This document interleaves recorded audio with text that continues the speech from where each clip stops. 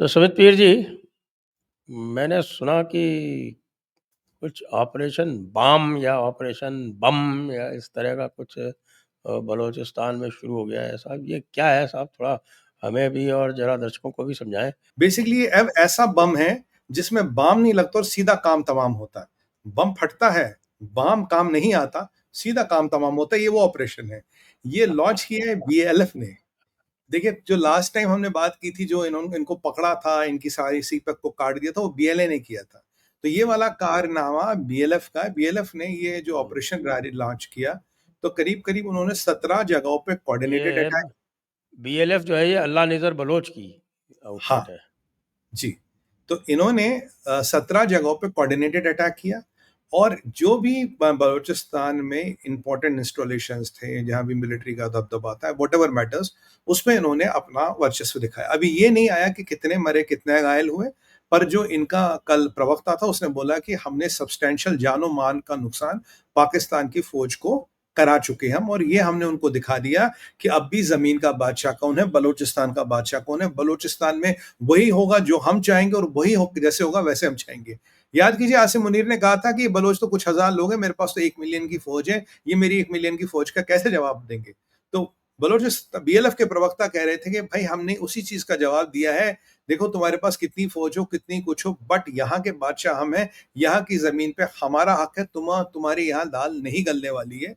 और जी, हमने इनका सब्सटेंशियल लॉस किया और अपनी पावर दिखाई है। हम जब चाहे सीपेक को काट सकते हैं, हम जब चाहे तुम्हारे स्ट्रेटजिक से स्ट्रेटजिक इंस्टॉलेशन पे हमला कर से उसे चौको ब्लॉक कर सकते हैं। और ये बॉम्ब ऑपरेशन फिलहाल चलता रहेगा, चलता रहेगा, चलता रहेगा, जब तक हम इसका अंत घोषित नहीं करते। मतलब हम जब चाहे तुम्हें ठोक सकते हैं। बेसिकली मोटा मोटा कहे तो license to kill at our will, license to kill at our will, ये है बॉम्ब ऑपरेशन।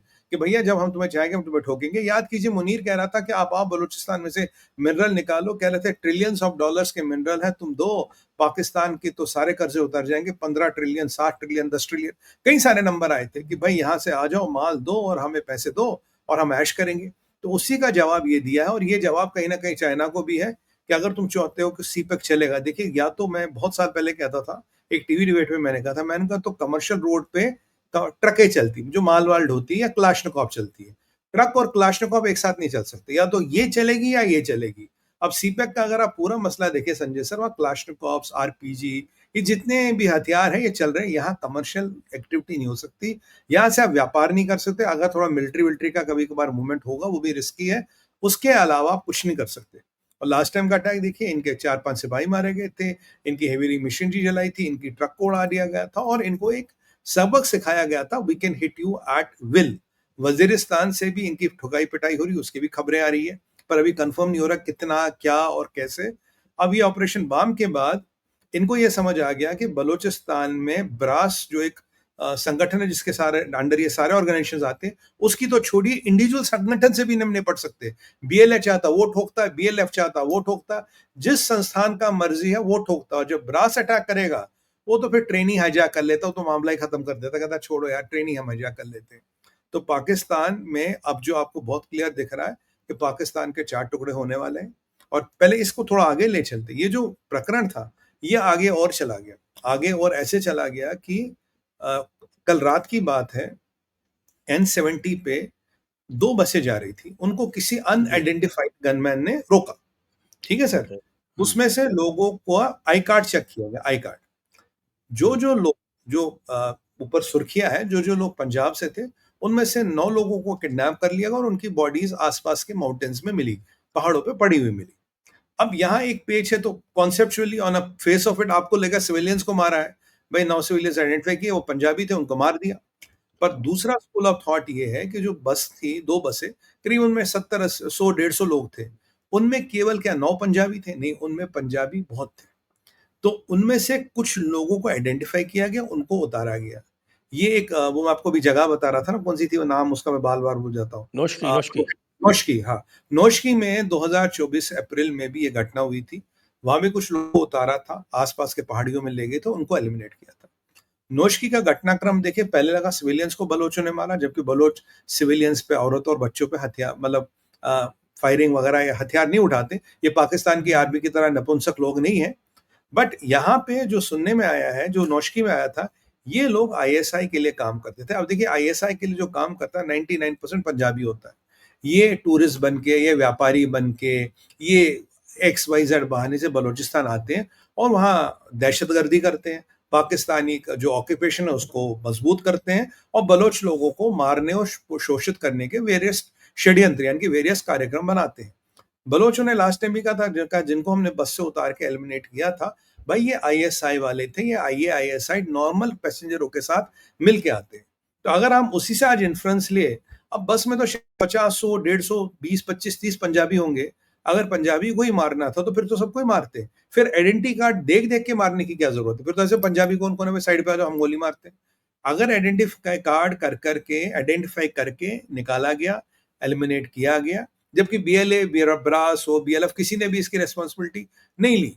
पर पाकिस्तान का मीडिया कह रहा है जी ये बीएलए का काम है, ये बीएलएफ का काम है, ये बलोचों का काम है। वो एज यूजुअल जी हिंदुस्तान ने करवाया, रॉ ने करवाया, ये सब बकवासबाजी जो उनकी चलती रहती है। बट फितनाए हिंदुस्तान वो बोलते हैं उसको, फितना फितनाए है हिंदुस्तान। हिंदुस्तान पर सच्चाई ये है, भाई अगर एथनिक क्लिंजिंग होती तो सबको मारते ना, आइडेंटिटी कार्ड देख देख के क्यों मारते? तो नोशकी की घटना से अगर हम पैरेलल बनाए तो मुझे लगता है ये संभवतः आईएसआई वाले होंगे जिनकी इंफॉर्मेशन थी, जिनको आइडेंटिफाई किया गया और जिनको एलिमिनेट किया गया। अब आप बोलोगे व्हाट इज द हाइपोथेसिस, का लॉजिक क्या है? आज से 1 डेढ़ महीना पहले बलूचिस्तान में आईएसआई ने अपने सारे अफसर बदल दिए थे, सारे अफसर, क्योंकि माना जाता था इनके डिटेल्स, इनके कोऑर्डिनेट्स बलोचों के तक गए हैं। इन्होंने सारे अपने जितने भी इनके ऑफिसर थे, अधिकारी थे, एक सेफ हाउस में बुलाया।